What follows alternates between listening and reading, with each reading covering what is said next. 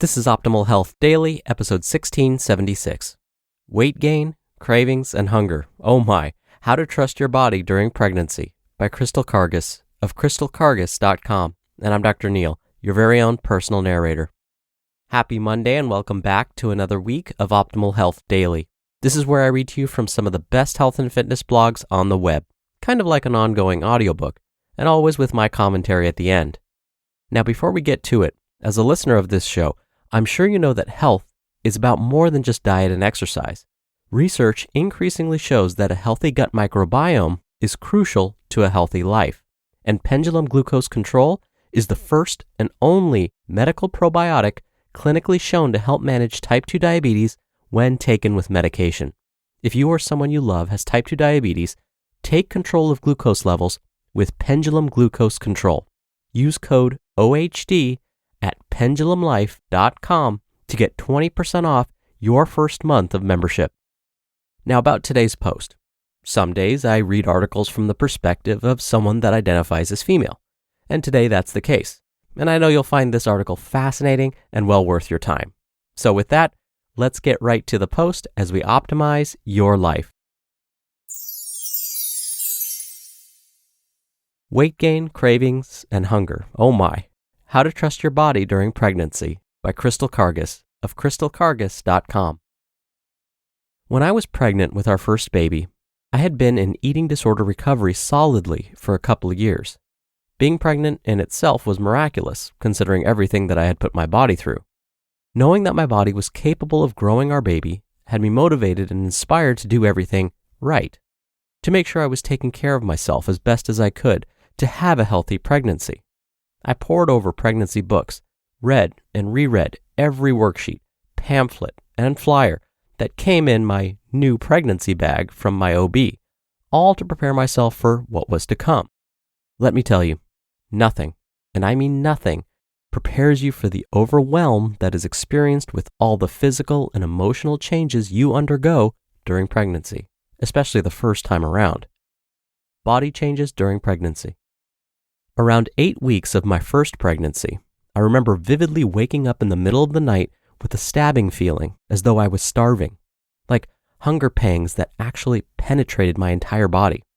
I literally ate refried beans out of a can, washed it down with a glass of milk, and thought, who am I?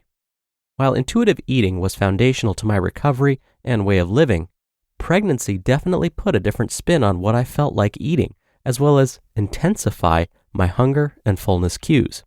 In the first trimester especially, I learned the importance of following my body's lead when it came to what and how much I needed to eat. I suddenly couldn't stand the sight or smell of many foods that I used to enjoy eating, and I would have cravings for random things and food combinations. Cue green apple slices with lemon juice and hot sauce. Yeah.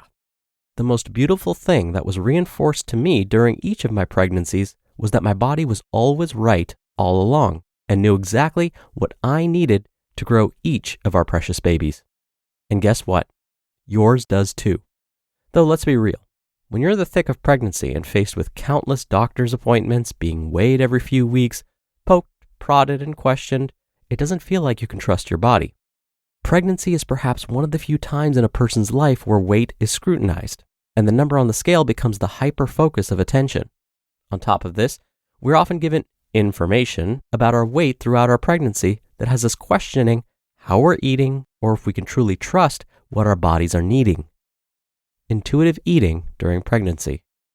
The truth is that nobody knows better about what you are needing during your pregnancy than you. Not the pregnancy books, websites, or forums, not your well-meaning relatives who mention how big you've gotten, or the random stranger that asks if you're having multiples. No one. If you quiet the external noise long enough, you can find that your body does know exactly what you need, whether it's an extra snack before bedtime, a power nap midday, or avoiding a certain food that just doesn't seem appealing. The important thing to remember is that what your body is telling you, whether it's a random food craving or ravenous hunger, are not things to fear, but rather the nudging from your body's innate ability to grow a baby. The best thing you can do is honor what your body is telling you and trust the capacity your body has to carefully guide you through this beautiful time in your life. Intuitive eating can help you build trust with your body and respond accordingly to hunger and other physical changes. Weight gain, too, is often something that is feared, but this is a crucial component to having a healthy pregnancy and baby. Eating mindfully during pregnancy can support healthy weight gain, and qualitative research in this area has shown that intuitive eating during pregnancy has been associated with appropriate gestational weight gain and improved glucose control. Pregnancy tips for new moms. Pregnancy is already filled with so many unknowns and vulnerabilities, and second-guessing how you are eating will only add unnecessary stress. Here are some suggestions to help you navigate the uncharted waters that you may be experiencing during pregnancy. And just remember, you are not alone. 1. Get support. Setting up a solid support system can be one of the most invaluable resources during and after your pregnancy. Whether by joining a support group, meeting with a therapist or registered dietitian, or having someone you can lean on when you need encouragement can be life-changing. 2. Ditch the scale. Unless you have a medical condition that warrants strict measuring of your weight, consider ditching the scale during your pregnancy and thereafter. If your healthcare provider is recording weights, consider asking for blind weights, where you are weighed without seeing the number. You'd be surprised what this might do for your health and sanity throughout the duration of your pregnancy. Most will gain an adequate amount of weight for their body type and pregnancy and be just fine, even if it doesn't fall exactly within the recommended weight guidelines. And 3, eat your macros. Macronutrients, that is. Not that there's anything wrong with eating Sour Patch gummy bears as a mid-afternoon pick-me-up, or temporarily living on crackers because that's the only thing you can manage to keep down. The most important thing here is that you are listening to and honoring your body. If and when you can, think about eating small, frequent meals throughout the day, grouping together your main macronutrients when possible. Think carbohydrates, proteins, and fats. This can help you better manage some of the symptoms you're experiencing, not to mention keep those hunger pains at bay. Examples might be graham crackers with peanut butter or almond butter, fresh fruit with cheese, Greek yogurt with granola, and so on.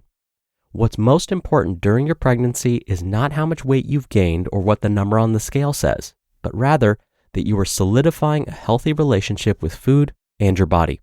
This will be essential for establishing an overall healthy pregnancy and positively supporting you and your baby as you begin your parenthood journey.